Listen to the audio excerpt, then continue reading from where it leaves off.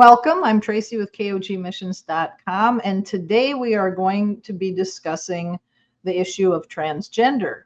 According to the Bible, is claiming to be a transgender person a sin? Is living a transgender life a sin? We see clearly in the Bible that fornication, adultery, and homosexuality are sexual sins. However, is thinking you are a sexual sin? In this video, I want to discuss this sensitive topic and see what the Bible has to say. We will also talk about living a righteous life before God, even if someone feels like they are in the wrong body. Before we continue, I want to acknowledge that although many people, especially professing Christians, view homosexuality and the trans lifestyle as worse sins than a boy and girl having sex before marriage, they are all the same in the eyes of God and will all face the same punishment. But people say, I feel this way, or I was born this way. I would agree. Maybe you were. We live in a fallen world, and our DNA has been damaged. There is disease in this world, and Satan is the god of this age. But we still have a choice. We can choose obedience and life in the kingdom instead of following our feelings or the lies that the world tells us. You may not be able to act on your desires, just like a married woman should not cheat on her husband just because he isn't loving her, or a husband turn to porn or prostitutes just because his wife is not fulfilling his desires. We may just have to live this life feeling that we are in the wrong body, unable to love who we want to, or we might just be plain lonely. So, to the person who believes that they are the opposite sex, I acknowledge that you may have been born this way. Some people are born with more anger issues, schizophrenia, bipolar disorder, and the like. But that is not how God intends people to be. The only true and complete healing for anything will come only at the resurrection, or when we are transformed at Jesus' return, if we are still alive at that time and following on his narrow path. Compared to those other mental issues, though, that I mentioned, a trans person has more of a choice, even if it is painful, terribly painful. They can choose to put male or female on their driver's license, or use their God-given pronouns and keep their name as their mother gave them. But they can also choose to have body parts removed or grafted on with artificial ones. So the question is, does the Bible address the sin of being transgender? That specific lifestyle is not listed in the sexual sin list. It is not on the list of those who will not inherit the kingdom or who will be thrown into the lake of fire. So we could say that the Bible does not address the transgender person, or does it? Many believe that attempting to change one's sex makes being transgender a sin. I used to think the same until I looked into what the sin actually was. One argument I have heard from Christians is that you are dishonoring the body God gave to you if you cut off the body parts. But is that really a sin? If we say it is, we must also say that fat reduction, breast reduction, nose jobs, and similar procedures are also sins, which I don't think most people would agree with. After making the video, I wanted to clarify a few things about what I just said about removing body parts. I do believe there is a big difference between someone having a double mastectomy because they have cancer and someone who cuts off their breasts because they want to be a man. In the second case, they are acting on a lie. When discussing this topic with a trans individual, it was brought up. And when I said that they were dishonoring the body God gave them, they used these examples, and they also questioned then piercings, tattoos, and even fixing what God didn't seem to give people, like maybe eyesight, and fixing that with surgery, or even getting a prosthetic leg. As you can see, this is really just grasping at straws to justify what they do because of the lie, although they would claim it is for their health and well-being, because of course they are in the wrong body, because God made a mistake. They delusionally think they are remedying it and equate it to joined twins that are separated with surgery. Those just are not the same. Even if I cut my breasts off, I am still a woman. And I think it is quite insulting to assume that can change the fact when many women have to do this because of breast cancer. They are still women. So is it a sin? Each would have to decide for themselves. I don't think that we can make a blanket statement that it is, because they also brought up about what Jesus said, that if your eye offends you or causes you to sin, or your hand, cut it off. So they use that as an example. But I do believe that this adds to the lie and the delusion that they are believing. Believing you are transgender and presenting as the opposite sex and desiring an intimate relationship with a person of your biological sex would be a sexual sin according to Scripture, because God said that He created only two genders, male and female. And this would mean that the transgender person would be seen as committing the sin of homosexuality if they pursued this type of relationship. If that is the case, then that trans individual would be committing a sexual sin, the sin of homosexuality. But what about the person who doesn't pursue such a relationship or stays in their marriage with the person of the opposite biological sex? When examining what a transgender person thinks or says and what Scripture says, the sin in and of itself is not sexual, but it is the sin of being a liar. And this sin of being a liar or lying is why I would not affirm what they think and call them by pronouns that are not their biological pronouns. I was also asked, well, why wouldn't you call me by the name I choose to be called? And at first I thought, well, maybe I could, because that in and of itself is not a sin. But as I continued to think of this, I saw again that it was the sin of lying. And even though calling somebody by a different name than what they have been given is not a lie, I think by doing that, I would be affirming their lie, because they think that they are a person of the opposite sex. So that is why I would not be able to call you by a female name if you are a male. When I read Revelation 21:8, I used to always wonder, what does it mean about liars? They are in the whole group of people that will not be in the kingdom. And I would always think, why is lying included in this list of people who would not be allowed into the kingdom and who would be destroyed in the lake of fire? I always used to think how this could be. It was hard to believe that people could live a life of lies. I know that everybody lies at some time, but it's this habitual life of lies that is the problem. And yes, many do in other ways as well, like maybe cheating on your taxes every year. But still, it seemed very different than an habitual murderer or adulterer. We also see in Proverbs 6:16 through 19, that God addresses His thoughts toward such sinners. There are 6 things that the Lord hates, even 7 that are an abomination to Him, and that's pretty strong. Haughty eyes, a lying tongue, hands that shed innocent blood, a heart that devises wicked plans, feet that are swift to run to evil, a false witness who pours out lies, and a person who spreads discord among family members.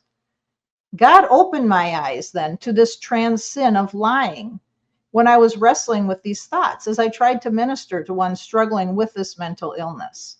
And it started to make sense to me.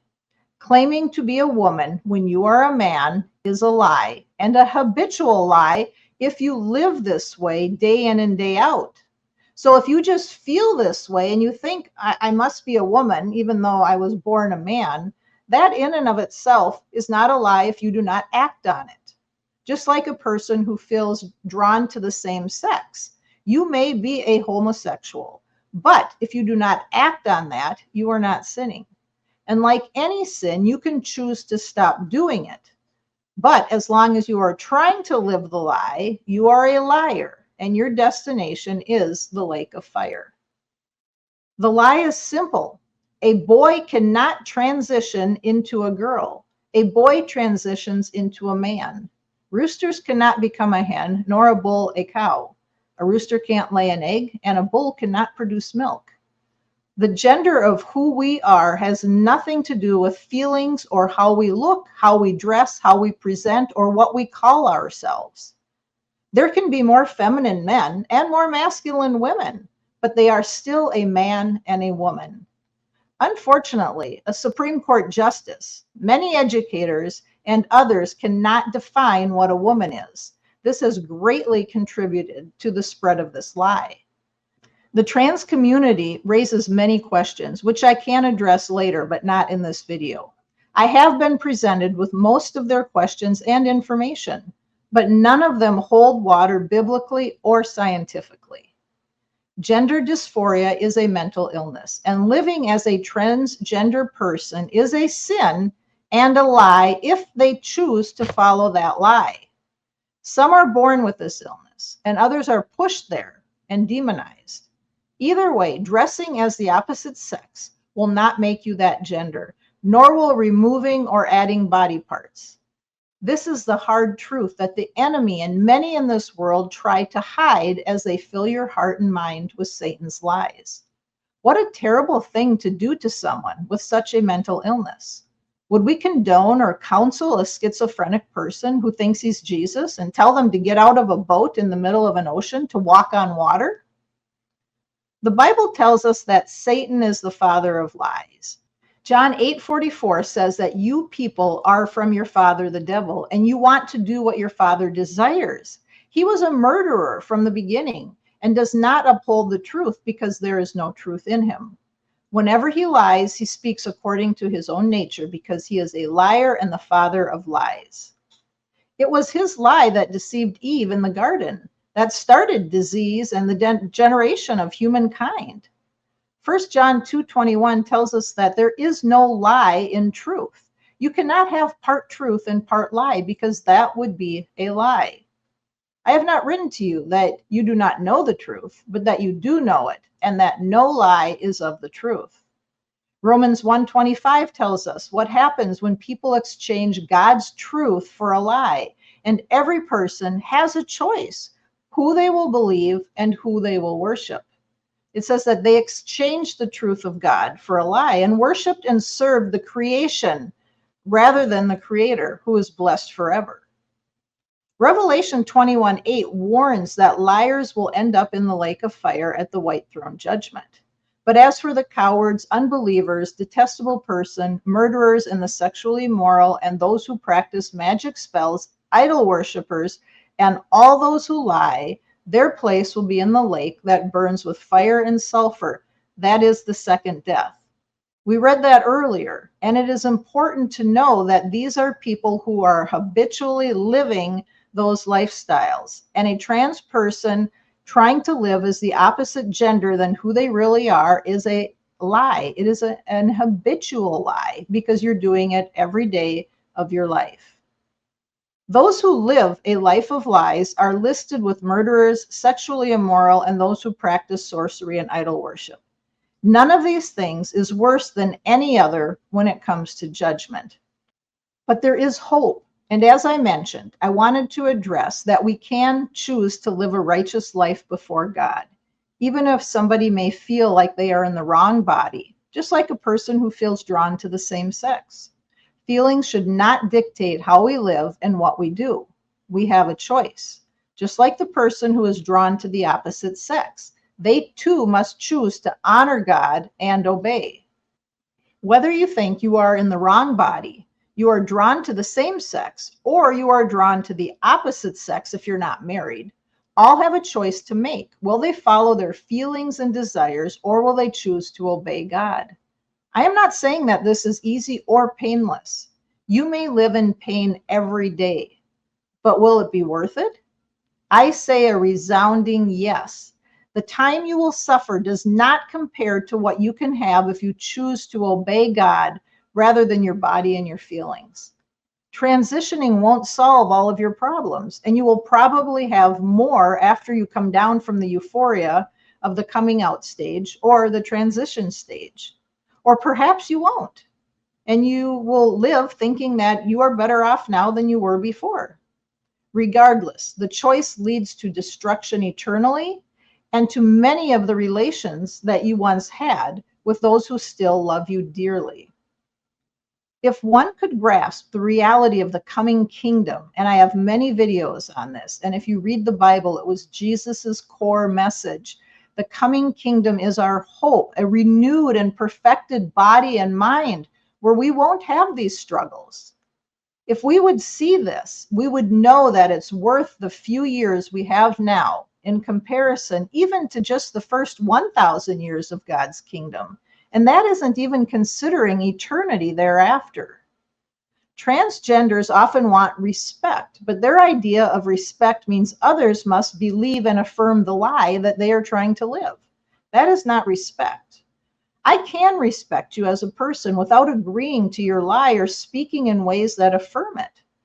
Unfortunately, the transgender community tends to brainwash people and try to cut you off from your family and your friends. It's just like a cult.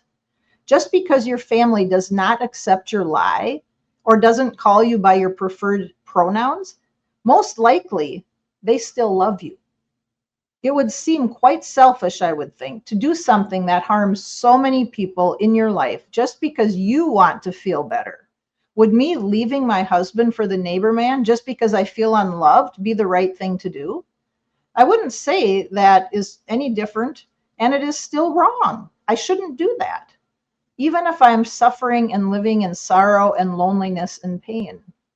Today's world teaches that you should focus mainly on yourself, how you feel and what you think you need to be happy, what you want. It doesn't encourage people to be self-sacrificing or to consider other people's needs before their own. Every person should think of their mother and how their choices impact the one who bore them and cared for them before focusing selfishly on their own desires, even if you're in pain. Life isn't just about you, even when you're suffering. As I mentioned, it won't be easy, just like it isn't easy for anyone else who desires to live against God and pursue what he says is sin. Again, learn about and focus on the coming kingdom. That is your hope. That is the time that you will feel better than you do now. You will have a perfected body in which you will feel the most comfortable and where you will be able to enjoy eternity without any pain or anguish. I am not saying this will be easy or painless now, but it will be worth it. If you seek and accept it, you can find comfort and encouragement one day at a time, today even, and the strength to honor God rather than temporarily fulfill your desires today. You can still live a meaningful life and enjoy good days too, even if you're suffering. Many people who do not have gender dysphoria suffer as well day in and day out. That's part of life today. But we have hope for a better day, and we have hope for comfort and encouragement today. God never promised to take away pain and suffering today, but he did promise to be with us as we live through it.